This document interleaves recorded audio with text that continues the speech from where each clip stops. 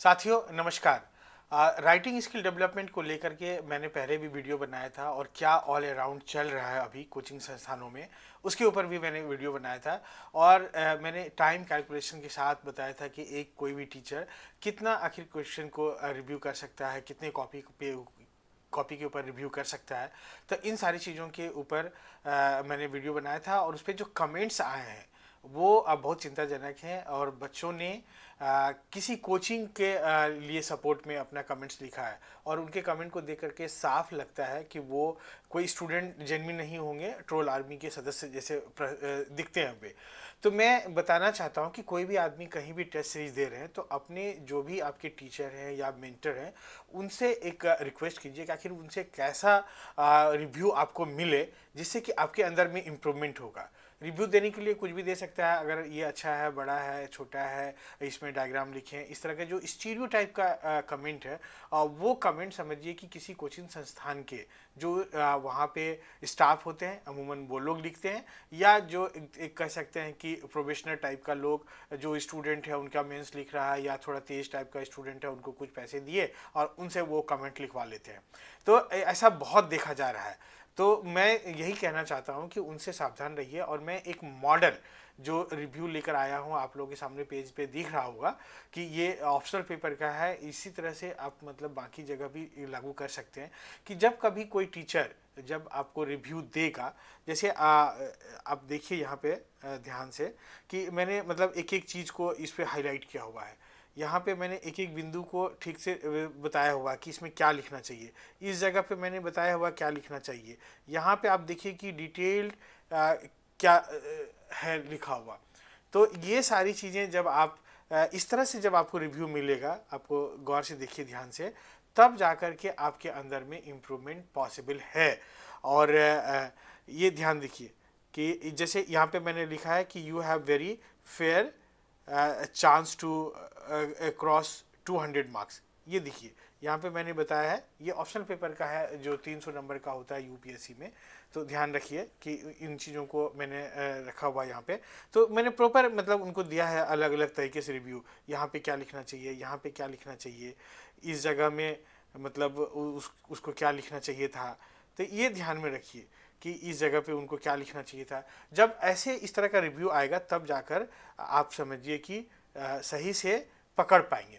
इसी तरह से अगले एक क्वेश्चन में आप देख सकते हैं कि मैंने इसको हाईलाइट करते हुए बताया है कि इसके बदले में आपको क्या लिखना चाहिए। देखिए एक छोटा सा एक वर्ड है, आप देखेंगे ध्यान से, एक वर्ड है और उसके बदले में मैंने बताया है कि आपको क्या लिखना चाहिए। इस जगह में इस पूरे पैराग्राफ को जो इंट्रोडक्शन है उसको इस वे में आप शुरू करेंगे।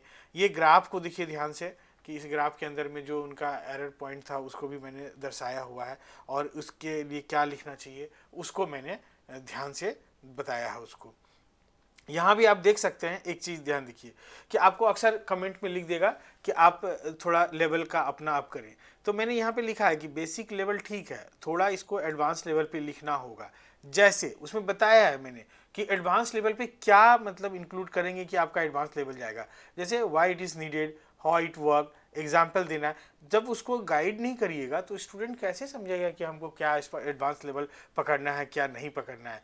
इसी तरह से आप इसमें भी देख सकते हैं कि एक एक वर्ड के ऊपर भी मैंने काम किया हुआ है और इस तरह से उनको बताया है कि यहाँ भी मैंने उसको बताया है कि अगर इसकी नीड नहीं है तो उसको जो क्वेश्चन का डिमांड है, डिमांड के अनुरूप अगर ये नीड नहीं है तो वहाँ बताया है कि नॉट नीडेड एट ऑल। ये ध्यान में दीजिए।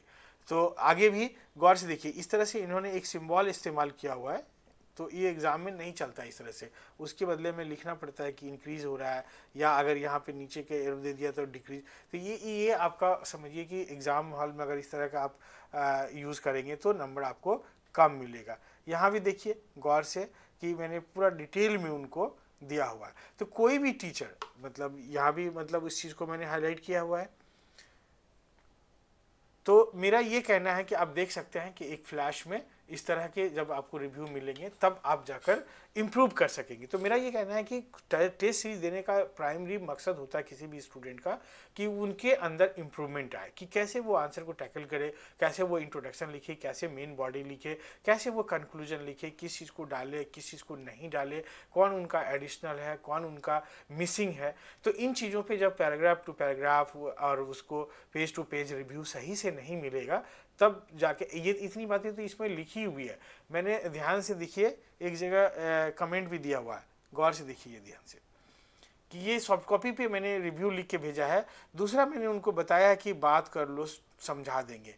यानी अब बहुत सारी चीज़ें हैं जो कि मतलब इस पर लिखा नहीं जा सकता एक एक चीज़, तो उसको वो फ़ोन में बात करेगा और फ़ोन में बात करने के बाद उसको हम बता सकेंगे कि कैसे वो इस पे इम्प्रूव कर सकता है। तो जब सामने से हम लोग, एक तो रिव्यू हो गया, जब सामने से उसको बताएंगे तो इसमें और भी चीज़ें जो मेरे दिमाग में चल रहा है कि क्या इसमें हमको देना चाहिए, एक एक बिंदु को मतलब नहीं लिख करके हम लोग की पॉइंट्स लिखते हैं ताकि बच्चे समझ जाएं, और उनके ऊपर में अगर किसी को कुछ और सजेशन चाहिए तो वो या तो पर्सनली मिल के बात कर सकता है या उसको टेलीफोनिकली डील कर सकता है। तो यही मेरा कहना है। इसी क्रम में हम अभी 30 स्टूडेंट का इस साल एक पायलट प्रोग्राम समझिए चलाएंगे, और बहुत ही वो मिनिमल लॉजिस्टिक कॉस्ट के ऊपर में होगा, बहुत ज़्यादा उसमें कॉस्टिंग नहीं है, जो कॉस्ट है लॉजिस्टिक्स का उसी पे करने वाले हैं।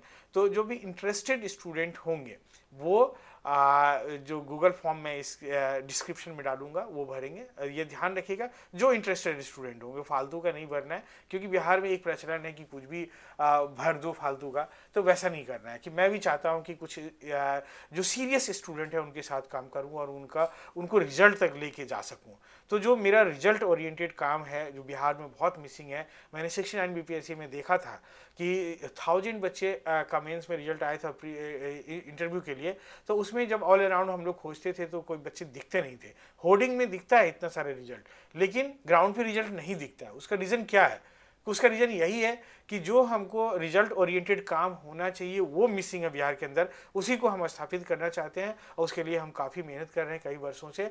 और एक बात ध्यान रखिए कि मैं स्टूडेंट के मेंटरशिप के लिए ऑलवेज अवेलेबल हूँ। 6 बजे शाम से 9 बजे रात के बीच में अभी टाइम मैंने अलॉट किया हुआ है, ये बहुत वैल्यूबल टाइम है। मैं अपना फैमिली छोड़ के आप लोगों से बात करता हूँ, तो आप चाहे मतलब इस प्रोग्राम से जुड़ें या ना जुड़ें उससे मतलब नहीं है। अगर आपको कोई भी क्वेरी है तो इस बीच में आप कॉल करके हमसे अपना क्वेरी का समाधान कर सकते हैं। हम आपके लिए अवेलेबल हैं। आपको आगे बढ़ने में मेरी जो भी भूमिका हो सकेगी, जो पॉसिबल भूमिका होगी, मैं ज़रूर निभाऊंगा, उसमें भी पीछे नहीं रहने वाला हूँ।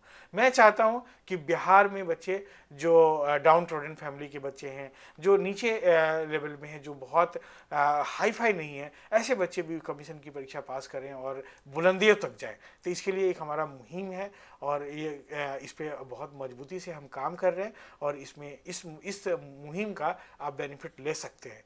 तो जो आप शाम के 6 बजे से 9 बजे रात के बीच में अपने सारे शंकाओं का समाधान के लिए कॉल कर सकते हैं और मैं उसके लिए अवेलेबल रहूँगा। अगर आपका फ़ोन रिसीव नहीं कर पाए तो हम आपको कॉल बैक करेंगे जब हमको समय मिलेगा। मैसेज नहीं कीजिएगा। मेरा नंबर है 6206692145। Thank you, all the best.